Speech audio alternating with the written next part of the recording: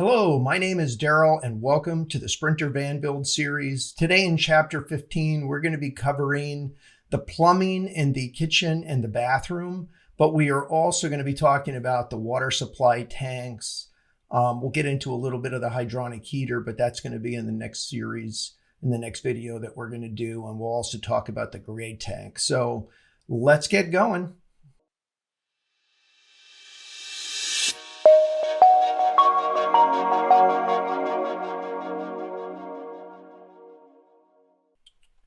So what we're going to be talking about really is the plumbing going to the sink, the hot and the cold, the drainage system that's in here, as well as the plumbing that's in the bathroom and the drain. This QR code is going to take you back to the kitchen module. We'll talk about the frames and what we did on how we built the kitchen cabinets. So one of the things that I wanted to talk about, again, obviously, the reason you put the bathroom next to the kitchen is so the plumbing is easily connected through. And you can see in this faucet here, it goes directly through the wall. But the other thing I've done here is there is a stainless steel pan in here, my shower pan. And in my hand, there is a rubber stopper because we don't use the shower really often at all. The main reason we wanted it, we just wanted a bathroom that we could close the door, hang the clothes, clothes rod. But in the event that we wanted to take a shower, we have the ability to do it. So 99.9% of the time, that drain is plugged with a rubber stopper that I got from a boatyard. And then the teak floor goes over that. And then this is what it looks like when it's completed. The toilet selection that I used was a Thetford. I wanted to use a cassette toilet. I did not want to deal with the gray tank. I love this toilet. This thing has been very, very good for us. It's very easy to use. The chemicals that we use, there's never any odor, smell, anything like that. So this is why I opted not to do any black tank with the van. And this thing just pops out and you can just wash it and clean it and then put it right back in. In my previous video, when I talked about floor prep, you can take a picture of this QR code and we'll take you to that video. But I talked about the floor preparation and where I was laying everything out, and all my hot and cold water are underneath the subfloor. Under this floor, I have 1-inch foam, high density foam for insulation purposes, soundproofing. So my plumbing is inside the van, not underneath the van. And like I said, you go to this QR code, you can see the link on what I did there. So another thing that I want to talk about is here you can see how I have my plumbing going back and forth, my hot and cold. This is where my water tank is going to be. And this QR code takes you back to the frames and how you build the frames if you want to know how to do that. So really what we're going to be talking about is the plumbing in this area, and the water tank. So the first thing I did was I built my bathroom floor. QR code takes you back to that video. And then I really drilled my hole into the floor, going down below, making sure I was exactly where I wanted to be. And then there I put in my stainless steel pan. And then what I did is I drilled 2 holes through the side wall that was going to tie into the kitchen plumbing, the hot and the cold there. And all I used were these 1/2-inch PVC fittings, a threaded adapter going to my SharkBite PEX fittings. I wanted to use PEX in here. And really, this is how I handled my shower faucet inside. And I wanted to keep everything color-coded for the blue for cold and the red for hot. And this will just tie into my kitchen sink. So in here, you can see the piping coming out from the wall. It's in the cabinet area. And now we're going to tie all that in from the supply line. And then this is what it looks like with the faucet installed on the other side. And we just connect the hose. So the next thing we're going to talk about is this faucet and how we're going to hook the plumbing up. So one of the things that I needed to do is I knew I was going to use this sink. I wanted the square deep sink. And I knew that I was going to be using a butcher block countertop. So really what I was doing is just laying this out on where my placement was going to be, measuring my height from my sink down, and then we also had to measure from the sink back so we knew exactly where my center was going to be. Next thing we did is we drilled the hole in the floor because we were going to run our PVC piping through there. And I'll just talk about two things. One of the things that I did was I had this 1/2-inch PVC panels. And what I did is I drilled a hole, I screwed that to the floor, and then I PVC'd the pipe into this floor. So I really made my own flange.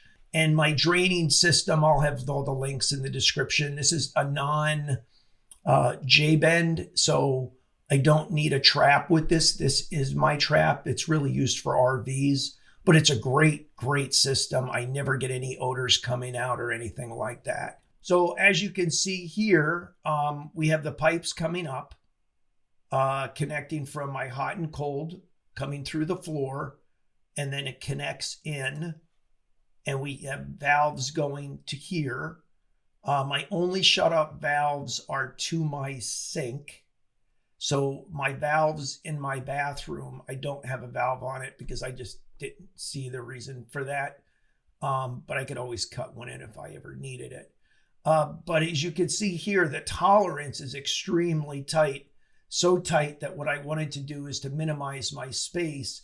I actually cut my plywood this plywood shelf to adapt for my fittings and the elbow coming off of the sink drain. So that's pretty much it. It was pretty basic on how to connect that. The next thing we're going to talk about now is my water tank is underneath my bench seat. This is without the panels. As you can see, I have a water tank. This is a 22-gallon water tank here.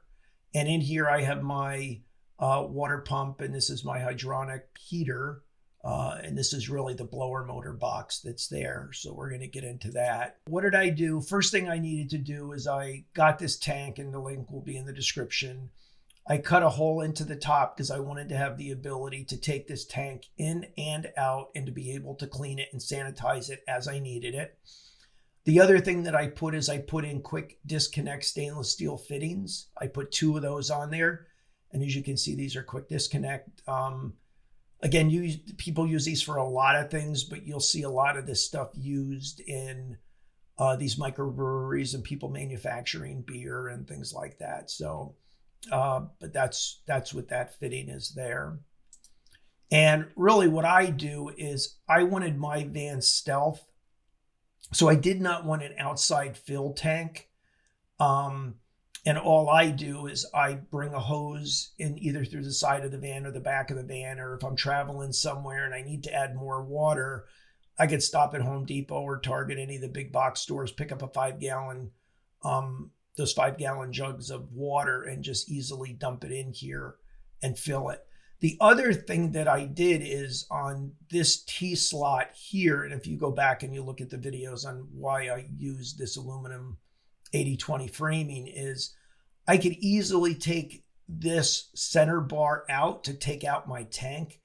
I don't have this tank bolted down. This is 22 gallons of water. So this thing is not going to move. It's never moved. I have some support on the other side, but this is why I put these angle brackets here to be able to take this bar out and take this tank out and clean it. The other thing that I did is, some of you might be saying, well, what happens if the tank overflows? It's going to go inside the van. I do lock this nozzle and do fill it, and then I go do something else. And what I did is I put an overflow system in here. So in the event that I'm not around and this thing is continuing to fill, there is an overflow valve, and I'll show you that next. Now, this is inside the van next to the bench seat here. My water tank is there. This panel here is all heavy-duty magnets. This is my hydronic blower motor and radiator that blows out the hot air. So as you can see here, this is my water pump. All this descriptions are going to be linked in there. This is my expansion tank, my SureFlow. And these are all my fittings. So really the water comes in goes into a water filter, which is right here. Water comes from the tank into the water filter, goes through the pump. From the pump, it goes into the expansion tank, out the expansion tank. And again, the expansion tank is there to give you a steady flow of water because it's sort of like a piston pump. So you don't want your water pulsating. So that's the reason you use this expansion tank here, is to keep a steady stream of flow with that. And then what happens is that as it comes out of that tank, then I connect it to this valve here. And then this will show you how it goes on the other side. But this is how it feeds into the floor. So now we're going to look outside the van. And this is my side access panel. This is my hydronic heater. And we're going to have another video following this one on that. But what I really wanted to talk about is this braided hose here. This is coming from the top of the water tank. And what I did is, as you can see, it's coming back from the top. It goes down, and then it goes into the side of the van underneath. And then you can see here's my output. So actually, if I start to overfill this tank, it just automatically, all the water will overflow and come underneath the van. Let's talk about the plumbing too. As I mentioned, this hose here comes out of the expansion tank, and then it goes the blue. So this is cold, all coming out of the pump, goes over here. It comes out to the side, and then it comes over, and then it goes into this here is my hot water heater. This is a heat exchanger, and I'm going to get into that in the next video. As you can see, the blue pipe, which is cold water, comes out to the side, and this is an outside spigot, which is this hose. It's a quick disconnect fitting, which allows me to have an outside shower, and it's only connected to the cold water. I could easily tee this off and connect this and make this hot water if I wanted to. The only thing is then I would have to run my diesel boiler to warm it up. And the main thing that I use this for is when we go to the beach. My van is a 4-wheel drive, so we do take it to the beach and we ride it on the beach. And what we like to do is sit on the side of the van before we go in and rinse our feet off. As well as if we're taking our bikes out, we're doing biking and things like that, we're using this as our way of washing down the bikes before we put them in the back. So this is the valve to turn the hose on and off. And this is a low restriction shower head. And then from here, you can see the spray pattern on it is very large, but it reduces the amount of water and gives you high pressure at the same time. And then this is what I use to rinse off my bikes or rinse off our feet. Or if we're cold, we just want to cool. And if we're hot, we just want to cool down. We just can spray each other with the thing, or I can take an inside shower, whatever I want to do. I do have the option of both ways.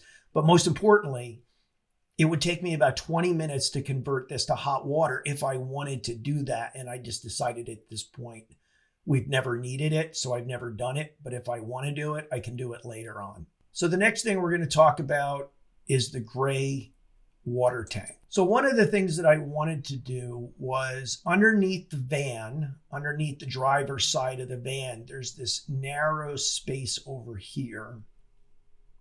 And what I wanted to do was to put in a gray water tank that was inconspicuous. I wanted it to be hidden as best as I can. So I had limited space, and I did find a tank that would actually fit between this side, this beam here, and the sidewall of the van.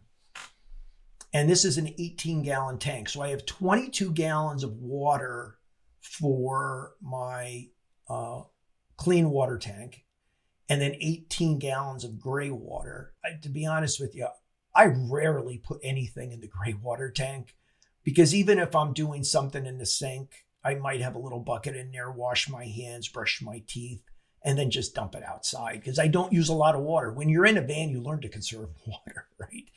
So I didn't believe that I needed 22 gallons of clean water and a 22-gallon gray tank. So I knew I could, 4 gallons less is fine. So even if I filled up my tank, I took a shower, we'll talk about what happens in the event that I fill this tank up. Okay. Let's talk about what I did. So all I did was took a 2x2 angle iron, steel angle iron. And what I wanted to do was bolt it to the frame on the other side of this. And that way, this is going to be my support structure to hold my gray tank. The reason that I put these rubber stoppers here is, you'll see this in the next video, but my return line for my hydronic boiler, my diesel furnace, my pipes, I actually wanted above this area. So it's thick enough for me to be able to run those pipes through there, and you'll see that in a minute. So again, this is the other side where I bolted it through. This is all primed and painted. And as you can see, these are my hydronic heater pipes. And this is a PEX pipe, but we're going to get into that in the next video. We're not going to cover that now. But that sort of pushes up there, and there's plenty of room up here. So as I put the weight, you'll see. So there's plenty of room up here for these styrofoam things to get compressed without it compressing the pipe itself. The next thing I did is I just took some plastic tubing, and I wanted to protect my tank from vibration, and that the actual threads didn't run into that. And these are stainless steel threaded rods. So we put that there. And then the next thing we did was we were able to put our tank in here and then have this is electrical conduit. It's not stainless. So I just keep this thing painted. It is like a galvanized, so it's okay to be outside. But this is my tank here. So these pipes here are my hydronic heater. We'll get into that later. I took a 1 1/4 inch coupling. I screwed this to my stainless steel shower base. I put a reducer, and this is 1 inch tubing. And as you can see here, if we have this filled, right now there's not enough water in there, but the gases from here could go back in and out. But what we do is we have a rubber stopper there, but most of the time I make sure I have enough water in here so the water level is then preventing any gases from going out. But even in this tank, it's just from the sink and the shower. So there's not like there's no bathroom gases, none of that stuff, because I have my own toilet is self-contained and none of the things go in here, okay? And then this is just a simple valve that I can open and close. I'm gonna connect this up to an electronic solenoid valve, so that way I can just drain the tank. And then this is the underneath. So as you can see here, I do have a little bit of rust, so I just go under there and I touch that stuff up. And if I have to, I would just go back and replace these pieces here. But this is, as you can see, it's very low profile. And from the outside of the van, you don't see the tank. If anything, all you see is this little piece here hanging down. But and this is my diesel tank here, so that's where it's at. And then my fittings, here we have quick disconnect cam fittings. So this is the shower, so I could quickly disconnect this. My sink also has a quick disconnect on the top, which you can't see from here, but all I'd have to do is quick disconnect this, take that out. I also put one of those, the same lids that I put in my other tank, so I could easily go in, clean this out, do what I need to do. And here is my vent area here. So here I have my quick disconnect cam lock fitting. So this is my shower. My sink is coming out of here. There's another cam lock on the top that connects to. I do have an easy 6-inch access port to the top of this. So in the event that I ever want to take this down, clean the tank, easily could do that and do it. And then here is just my valve to empty the tank. If you have any questions, please list them in the comments below, and I will try to get back to you on that. And I'm going to try to put in all the links to these items that I put in here, just so you can reference what I bought, get the dimensions. But most of the burners are the same size. I even think the new and the old ones, I don't think there's much change in the frames. Thank you very much for watching. We'll see you on the next video. Take care. Thanks.